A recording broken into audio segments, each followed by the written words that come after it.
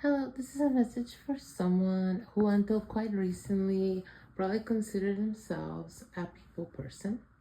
And if this message is for you, this might have been one of your most defining qualities in your own view that you used to describe yourself to new people or people who didn't know you very well. I'm getting something about dating profiles. Maybe in the past you've been in dating profiles or currently, and you define yourself typically as a social person, a networker, someone who enjoys connecting other people with each other. And yeah, generally speaking, a people person. You might have thought you were the kind of person that could get along with anyone, that could make a deal with anyone, that could travel to any culture and fit in. And so you had always sort of considered yourself a very friend of the world, human type person. But something has taken place recently in your personal life. I'm getting personal, not work, where a long-standing relationship with someone has taken some kind of turn in recent times that has made you reevaluate yourself in this regard. So the relationship that you had with this person somehow took a turn in recent times, and the kind of turn it's taken, it's been, first of all, very surprising for you. Okay, if this message is for you, you're gonna see this coming. It's not something that you can say you've experienced before, or you initially thought you had experienced it before. But what I'm getting is that this experience has forced you to look at yourself and your relationships and the way you are in friendships and relationships. And now you're starting to look at past situations with different eyes. Now you're starting to wonder if certain things that happened in the past with other people that was not this person, had a similar pattern that you had been blind to up until now.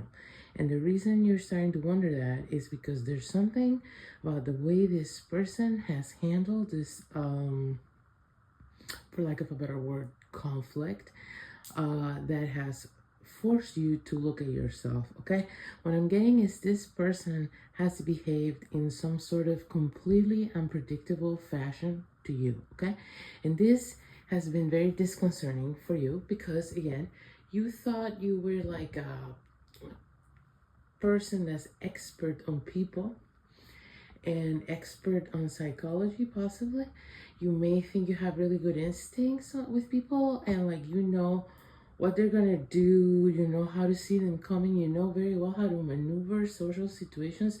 And you might have thought for many years that this was your biggest strength in life. So this whole situation and the fact that you could not read this person, predict what they were going to do, and you were so caught off guard by whatever they've done and however they've handled this situation with you, that now you're questioning yourself and your ability to read people and your ability to understand what's going on with people and to relate to people. Okay, again, suddenly there's a lot of incidents of your social life from the past that are coming back to the surface of your mind, and you're sort of panicking. I'm getting a person who finds themselves going over things from a long time ago, who had a pretty clear take on what happened, and now suddenly you're realizing you might have not. Suddenly you are realizing a blind spot in your perception of self and your perception of relationships with others and how you were perceived in those relationships and your role in the downfall and breakdown of some of those relationships. Okay, so what I'm getting is this is a person, whoever this message is for, who established this way of being, this personality, this outgoing, social, networker type personality a long time ago. Okay, whatever age you are, this is something that's been long established for you, to the point that you know, you haven't really revisited the ways you go about this in any way, shape, or form for a really, really long time. It's kind of similar to someone who's been driving their whole lives. You know, I don't know, maybe you started driving when you're 18 and now you're 48.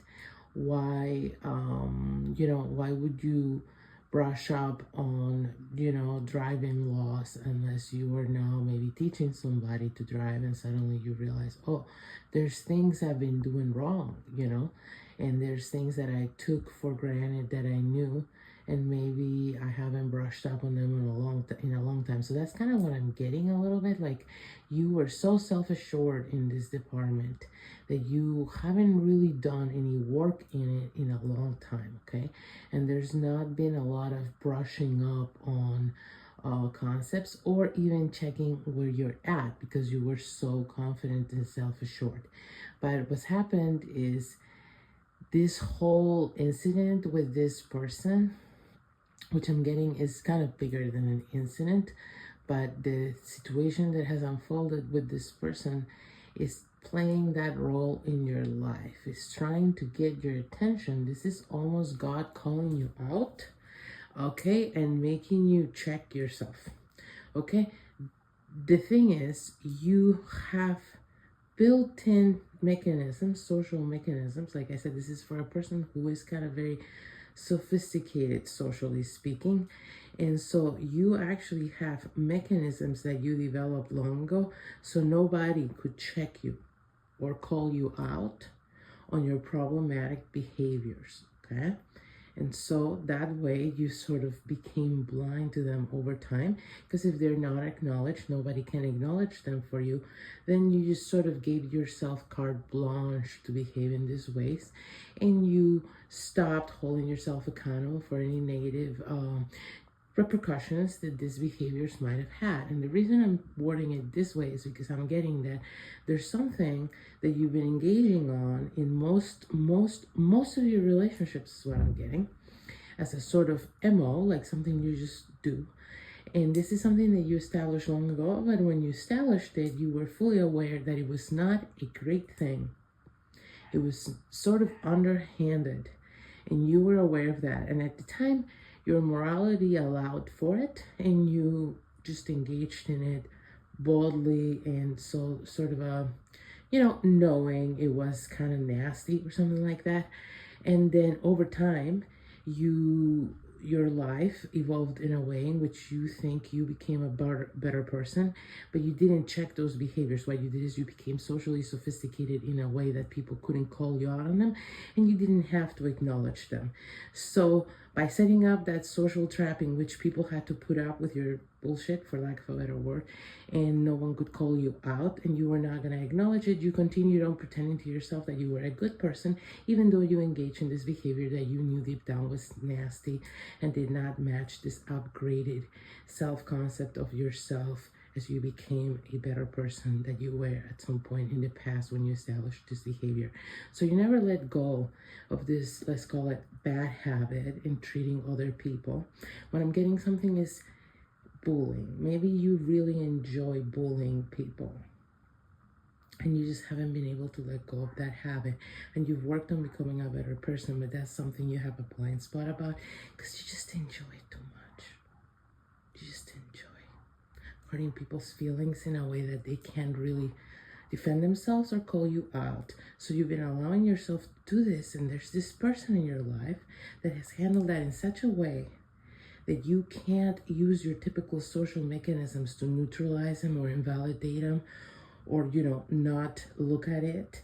And so this person is forcing you to look at yourself, and this is an opportunity to upgrade your reality to this self-concept you've been building of the kind of person you thought you were.